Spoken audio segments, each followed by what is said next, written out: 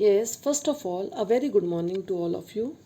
Yesterday we started our chapter Dissolution of Partnership Firm, in which we have already done the meaning of dissolution of partnership and dissolution of partnership firm, how the firm dissolve, and also we have already done the topic settlement of accounts on dissolution.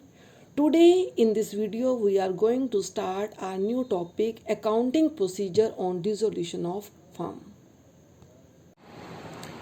Accounting procedure on dissolution of firm.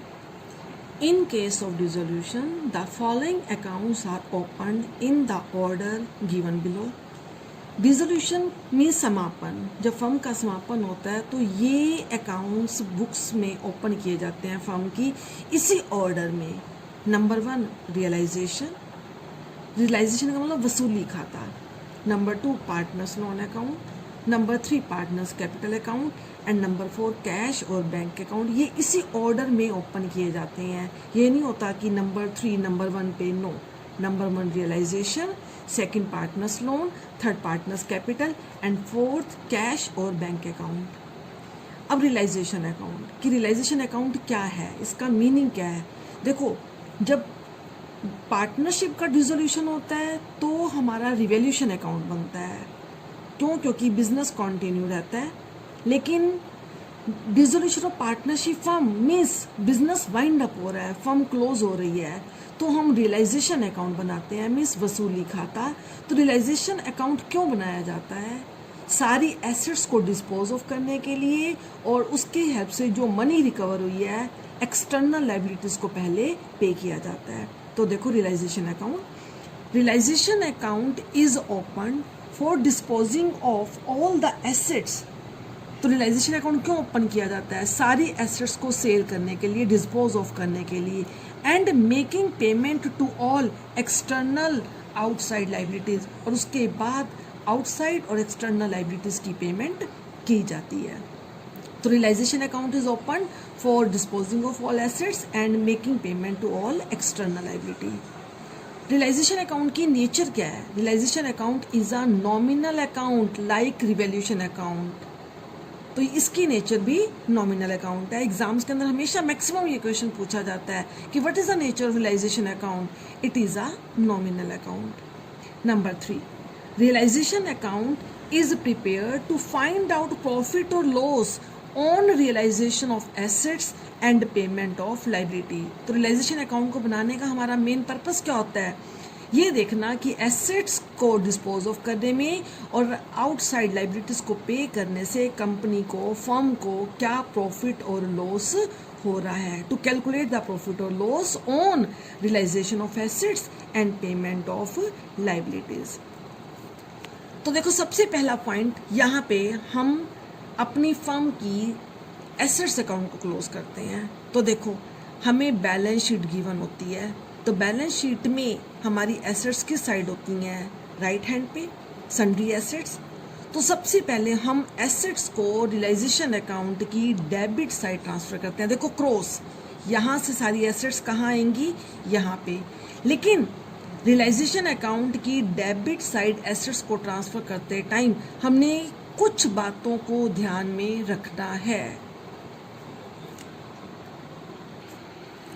Realisation account में सारी assets को balance sheet से transfer करते time हमने क्या ध्यान रखना है कि assets except cash and bank balance are transferred.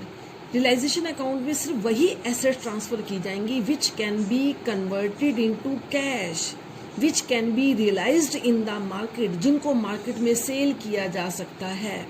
और रियलाइजेशन अकाउंट में जो एसेट्स ट्रांसफर करनी है बुक वैल्यू पे. बुक वैल्यू का मतलब है बैलेंस शीट के अंदर जो वैल्यू है. तो देखो, all assets of the firm except cash and bank. कहते हैं फर्म की सारी एसेट्स, लेकिन कैश और बैंक को छोड़कर are transfer to the debit side of realisation account at book value. तो रियलाइजेशन अकाउंट की डेबिट साइड बुक वैल्यू पर इनको ट्रांसफर किया जाएगा. और हमारी जर्नल एंट्री क्या बनेगी? Realisation account debit to sundry assets. Listen, assets के वैसे डेबिट बैलेंस होते हैं, लेकिन जब एसेट्स अकाउंट को क्लोज करना है तो इसको हमने क्रेडिट करना है। तो रियलाइजेशन अकाउंट में ट्रांसफ़र करने का मतलब है हम अपनी एसेट्स अकाउंट को क्लोज कर रहे हैं। क्यों? क्योंकि हमारा बिजनेस क्लोज हो गया है, इनको डिस्पोज ऑफ करना है। तो हम सारी एसेट्स अकाउंट के बैलेंस को रियलाइजेशन अकाउंट में ट्रांसफ़र करेंगे। तो हमारी जनरल एंट्री क्या बनेगी? Realisation account debit to sundry assets. अब हमारी कुछ बातें हैं जिनको ध्यान में रखना है हमने एसेट्स को ट्रांसफ़र करते टाइम रियलाइजेशन अकाउंट में। Number 1, only those assets which can be converted into cash are transfer to this account. कहते हैं सिर्फ उन्हीं एसेट्स को रियलाइजेशन अकाउंट में ट्रांसफ़र करना है जो कैश में कन्वर्ट की जा सकती हैं या जिनको मार्केट में फॉर कैश रियलाइज किया जा सकता है। जिनको कैश में कन्वर्ट नहीं किया जा सकता या जिनके कारण हमें कोई कैश रियलाइज नहीं होता, for example fictitious assets. Fictitious क्या है? जो फेक हैं, जो झूठी हैं, यानी कि जिनकी कोई वैल्यू नहीं होती, which never help our business to earn profit in the future.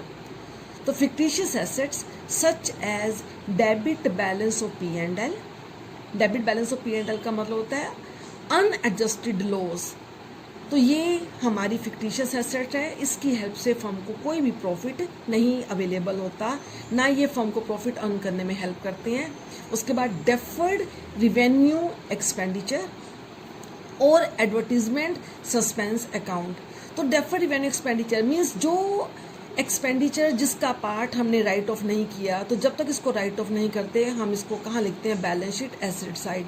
तो ये अभी अनरिटर्न ऑफ अमाउंट है, तो ये हमारी फिक्टिशियस एसेट्स हैं। तो इन्हें हमने रियलाइजेशन अकाउंट में ट्रांसफ़र नहीं करना।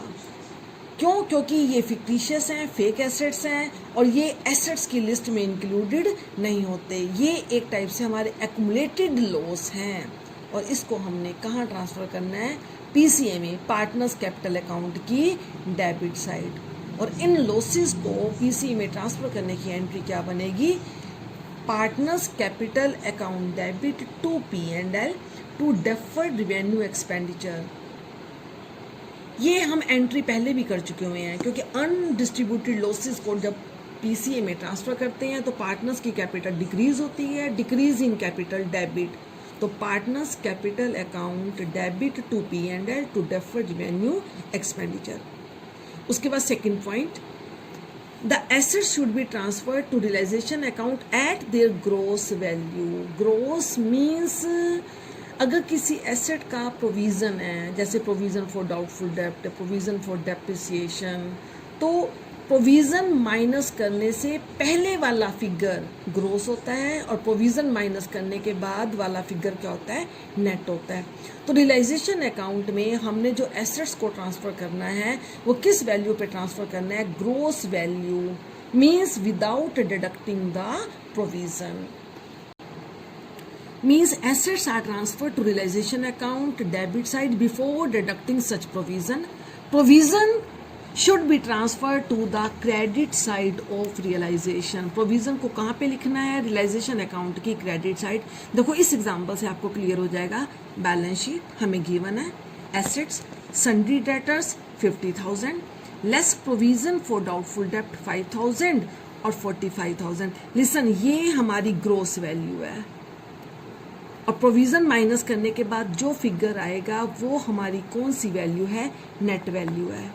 अभी हमने क्या रीड किया है कि रियलाइजेशन अकाउंट में बैलेंस शीट से जो एसेट्स ट्रांसफ़र की जाएंगी हमने किस वैल्यू पे ट्रांसफ़र करना है? उनको ग्रोस वैल्यू पे, मीन्स सन्ड्री डेटर्स 50,000 पर ट्रांसफ़र होंगे cross debit side.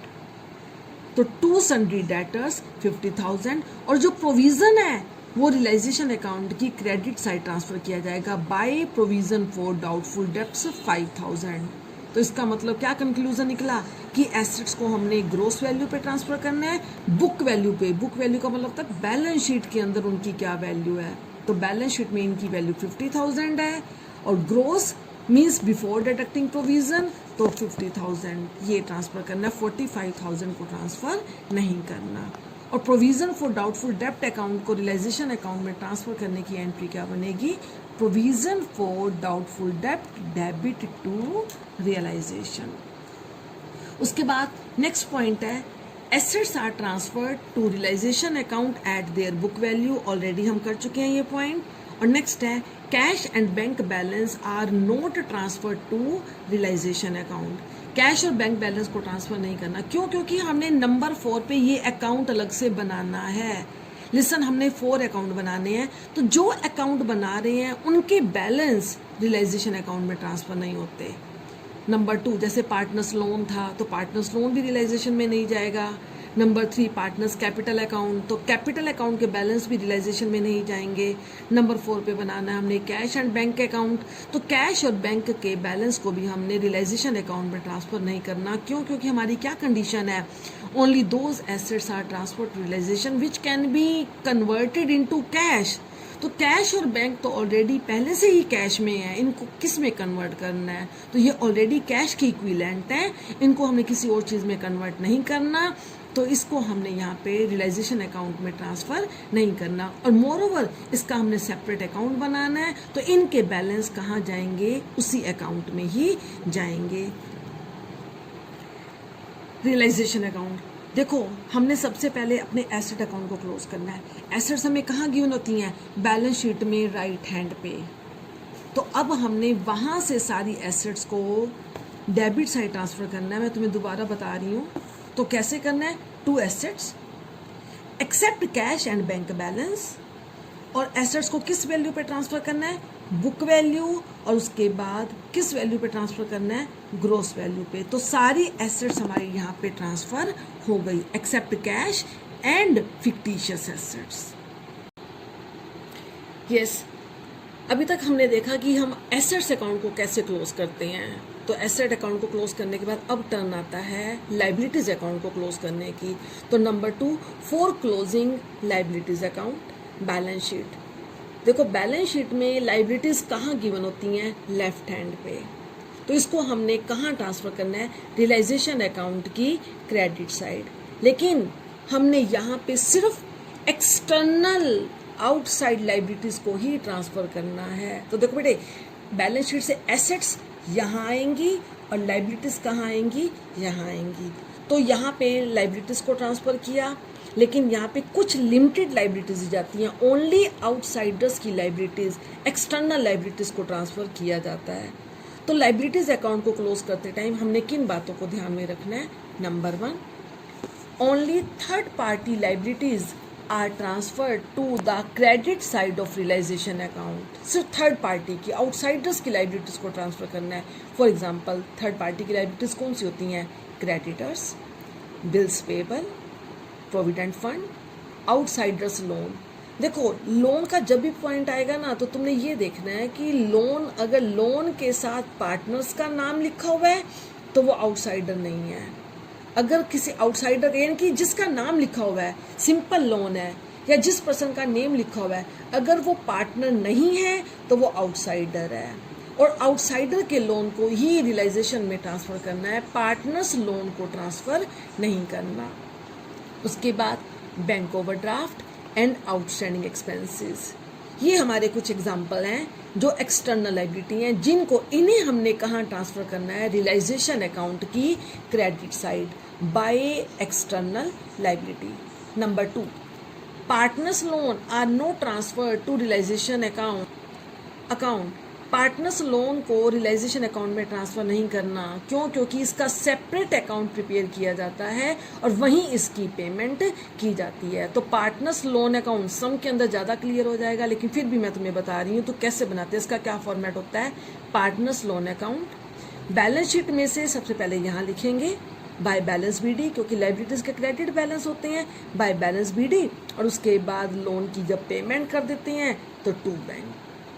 Number 3, third point, accumulated profits such as general reserve, reserve fund, credit balance of P&L are not transferred to realization account। ये हमारी external liability नहीं है, ये तो हमारे अनडिस्ट्रीब्यूटेड प्रॉफिट्स हैं, तो इनकी हमने कोई पेमेंट नहीं करनी है, तो ये रियलाइजेशन अकाउंट में ट्रांसफ़र नहीं होते। इनको हम पार्टनर्स कैपिटल अकाउंट की क्रेडिट साइड उनकी प्रॉफिट शेयरिंग रेशियो में बांट देते हैं, जैसे हम पहले के चैप्टर्स में करते आए हैं। चाहे एडमिशन था, चाहे रिटायरमेंट है, चाहे डेथ है, तो अनडिस्ट्रीब्यूटेड प्रॉफिट, एक्यूमुलेटेड प्रॉफिट्स कहाँ ट्रांसफ़र किए जाते हैं? पीसीए में। तो डिसोल्यूशन में भी ये एक्यूमुलेटेड प्रॉफिट्स कहाँ ट्रांसफ़र किए जाएंगे? पार्टनर्स कैपिटल अकाउंट की क्रेडिट साइड, उनकी प्रॉफिट शेयरिंग रेशियो में। अब देखो, हमने अब पढ़ा है कि लायबिलिटीज़ अकाउंट को कैसे क्लोज करते हैं, तो हमने ये पढ़ा था कि कहाँ ट्रांसफ़र किया जाता है। लेकिन अब इसकी जर्नल एंट्री क्या बनेगी? लायबिलिटीज़ के क्या बैलेंस होते हैं? क्रेडिट। तो जब इनको क्लोज करते हैं तो डेबिट किया जाता है। तो देखो हमारी जर्नल एंट्री क्या बनेगी? Sundry liabilities account debit to realisation. ये लायबिलिटीज़ हमारी कहाँ ट्रांसफर हुई हैं? रियलाइजेशन अकाउंट की credit side, for liabilities transfer to realisation account. Yes, general reserve, reserve fund, credit balance of P&L, ये तो हमारे पीसीए में जाते हैं, उनकी प्रॉफिट शेयरिंग रेशियो में डिस्ट्रीब्यूट कर देते हैं। लेकिन वर्कमैन कंपनसेशन रिजर्व का अकाउंटिंग ट्रीटमेंट थोड़ा सा डिफर है। तो देखो, अब हमने कौन सा टॉपिक करना है?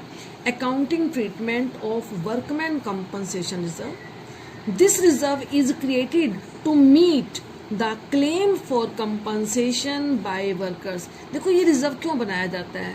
वर्कर्स के साथ ऑन ड्यूटी कोई भी एक्सीडेंट हो जाता है तो वो उस चीज़ के लिए क्लेम करते हैं फर्म से। तो उन्हें क्लेम पे करने के लिए फर्म क्या करती है? एडवांस में ही अपना रिजर्व बना के रख लेती है। तो ये वर्कर्स को क्लेम देने के लिए, उनको कंपनसेट करने के लिए फंड बनाया जाता है। तो देखो, इसका थोड़ा सा डिफरेंस है अकाउंटिंग ट्रीटमेंट में। लिसन, पहला पॉइंट आ रहा है हमारा वर्कमैन कंपनसेशन रिजर्व, और उसके बाद उसके बिहाफ पे कोई भी क्लेम नहीं है, कोई भी लायबिलिटी नहीं है। Workman compensation reserve, but there is no liability. Listen, if there is no liability against workman compensation reserve, then the entire amount of workman compensation reserve is transferred to the credit side of partners capital account। देखो, अगर workman compensation reserve हमें सम के अंदर given है, लेकिन उसके behalf पे कोई भी क्लेम हमें नहीं गिवन, तो इसका मतलब ये हमारा एक्यूमुलेटेड प्रॉफिट बन जाएगा, क्योंकि इसके बिहाफ पे कोई लायबिलिटी है ही नहीं। तो इस प्रकार ये सारा अमाउंट हम कहाँ ट्रांसफ़र करेंगे? पार्टनर्स कैपिटल अकाउंट की credit side. Number 2, liability claim less than workman compensation reserve. For example, workman compensation reserve 20,000 और इसके बिहाफ पे क्लेम कितना है? 8,000।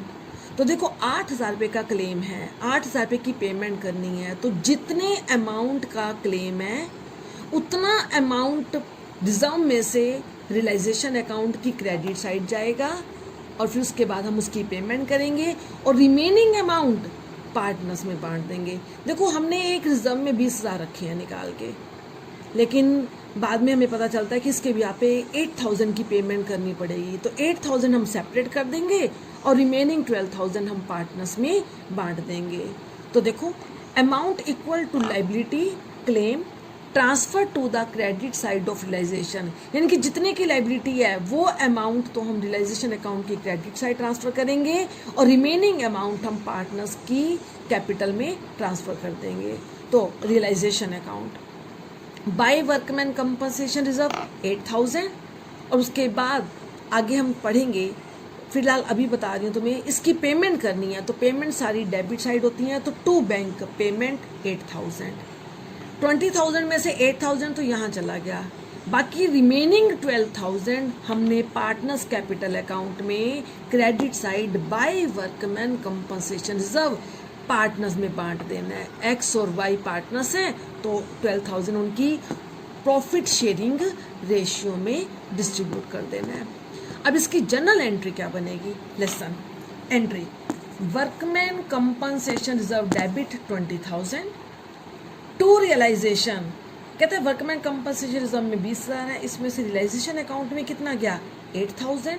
तो टू रियलाइजेशन 8 एंड 12,000 कहाँ ट्रांसफर किया है? पार्टनर्स कैपिटल में, तो to partners capital account. Third point, liability claim, यानी कि जो क्लेम है और वर्कमैन कंपनसेशन रिजर्व दोनों इक्वल हैं, यानी कि जितना रिजर्व है उतना ही क्लेम है।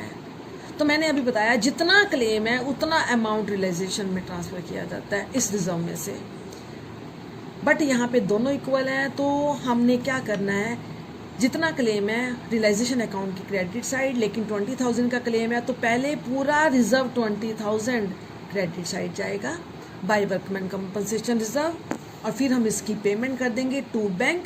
अब हमारे पास इस रिजर्व में से कुछ भी नहीं बचा, यानी कि हमने 20,000 रखे थे अलग से, अब हमें उतनी ही पेमेंट करनी पड़ी है, तो हमारे पास कुछ बचा ही नहीं है जो हम पार्टनर्स को ट्रांसफ़र करेंगे। तो पार्टनर्स को कुछ भी ट्रांसफ़र नहीं करेंगे, पार्टनर्स को तभी ट्रांसफ़र करेंगे जब यहाँ पे बैलेंस बचेगा, जब ये अमाउंट बड़ा होगा लेकिन क्लेम कम होगा। लेकिन यहाँ पे क्या है, दोनों इक्वल है, यानी कि हमारे पास जितना रिजर्व है उतनी ही हमने पेमेंट करनी है, तो कोई अनडिस्ट्रीब्यूटेड प्रॉफिट यहाँ पे नहीं बचा।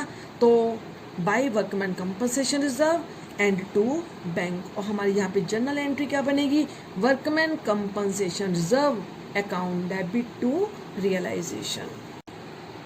When liabilities is more than the amount of workman compensation reserve, यानी कि क्लेम वर्कमैन कंपनसेशन रिजर्व से ज़्यादा है। वर्कमैन कंपनसेशन रिजर्व में 20,000 है, लेकिन हमारा क्लेम कितने का है, 30,000 का। यानी कि इसका मतलब क्या है, हमने तो रखे थे 20,000, लेकिन आगे चल के हमें 30,000 की पेमेंट करनी पड़ी है, तो 10,000 की ज़्यादा पेमेंट करनी पड़ रही है, यानी कि हमारी लायबिलिटीज़ इंक्रीज हो रही हैं। तो सबसे पहला स्टेप यही, नॉमिनल अकाउंट का रूल क्या होता है, एसेट और लायबिलिटी के बिहाफ पे जो प्रॉफिट और लॉस है पहले रियलाइजेशन अकाउंट में ट्रांसफ़र करेंगे। तो यहाँ पे वर्कमैन कंपनसेशन रिजर्व में हमारे पास 20,000 है, तो ये अमाउंट तो सारा रियलाइजेशन अकाउंट में ट्रांसफ़र हो जाएगा, लेकिन पेमेंट कितने से होगी, हमारी 30,000 से। तो हमारी एंट्री क्या बनेगी, पहले तो इस अकाउंट को क्लोज करना है ना, तो workman compensation reserve debit to realisation 20,000। अब रियलाइजेशन अकाउंट में कैसे लिखना है, बाय वर्कमैन कंपनसेशन रिजर्व 20,000 और टू बैंक 30,000। तो इस प्रकार मैंने आपको ये 4 केस बताए हैं कि जब हमारे कोई लायबिलिटी नहीं है तो हमारा ट्रीटमेंट क्या होगा, जब हमारी रिजर्व में पैसा ज़्यादा है लेकिन क्लेम कम है तब हम इसको कैसे ट्रीट करेंगे, जब दोनों इक्वल हैं तब हमारा ट्रीटमेंट क्या होगा, और जब हमारी क्लेम ज़्यादा है लेकिन रिजर्व में कम है तो हमारा अकाउंटिंग ट्रीटमेंट क्या होगा। ये बहुत इंपॉर्टेंट पॉइंट है, इसलिए इसको बार बार अंडरस्टैंड करने की कोशिश करना। अब देखो हम फर्स्ट इलस्ट्रेशन तुम्हारी बुक की हेल्प से करते हैं। तो देखो मैंने हल्का सा यहाँ पे लिख लिया शॉर्ट में, for example workman compensation reserve 1,50,000, claim nil, कोई क्लेम नहीं है, इसका मतलब ये सारा एक्यूमुलेटेड प्रॉफिट है। हमने इसको कहाँ ट्रांसफ़र करना है, पार्टनर्स कैपिटल अकाउंट में, क्योंकि कोई हमारी लायबिलिटी है ही नहीं इसके भी, यहाँ पे कोई पेमेंट करनी ही नहीं है, तो हम इस रिजर्व को कहाँ ट्रांसफ़र कर देंगे, पार्टनर्स कैपिटल में। तो हमारी एंट्री क्या बनेगी, workman compensation reserve account debit to partners capital account, उनकी प्रॉफिट शेयरिंग रेशियो में हम बांट देंगे। ये तुम्हें डिस्ट्रीब्यूट करना आता है। Number 2 case, workman compensation reserve 1,50,000 and claim 90,000। कितने का क्लेम है, 90,000 का। तो यानी कि 1,50,000 हमारे पास पड़े हैं लेकिन 90,000 तो हमें पे करने पड़ेंगे, तो हमारे पास डिफरेंस बैलेंस कितना बचा वर्कमैन कंपनसेशन रिजर्व में, 60,000। जितना यहाँ बैलेंस बचेगा उतना अमाउंट ही पार्टनर्स में ट्रांसफ़र करना है। तो देखो इसकी जर्नल एंट्री क्या बनेगी, वर्कमैन कंपनसेशन रिजर्व डेबिट 1,50,000, जो क्लेम देना है वो तो रियलाइजेशन अकाउंट में जाएगा, तो टू रियलाइजेशन 90, रिमेनिंग अमाउंट 60,000 हम पार्टनर्स में बांट देंगे, तो टू पार्टनर्स कैपिटल अकाउंट। अब देखो ये 90,000 जो रियलाइजेशन में ट्रांसफ़र किया था ना, इसकी बाद में हम पेमेंट भी करेंगे वर्कर्स को, तो हमारी एंट्री क्या होगी, realisation account debit to bank, ये हमारी एंट्री होगी पेमेंट करने की। अब third case, workman compensation reserve 1,50,000 and claim 1,50,000, यानी कि जितना हमारे पास रिजर्व में है उतने का ही क्लेम है, जितने हमने रखे हैं अपने पास उतनी ही हमने पेमेंट करनी है, तो हमारे पास कोई भी सरप्लस नहीं बचा, तो जितने का क्लेम है उतना रिजर्व हम कहाँ ट्रांसफ़र करेंगे, रियलाइजेशन अकाउंट में। तो हमारी एंट्री क्या बनेगी, workman compensation reserve account debit to realisation 1,50,000 और उसके बाद हम इसकी पेमेंट करेंगे। तो realisation account debit to bank 1,50,000। Fourth case, workman compensation reserve 1,50,000 and claim 2 lakh.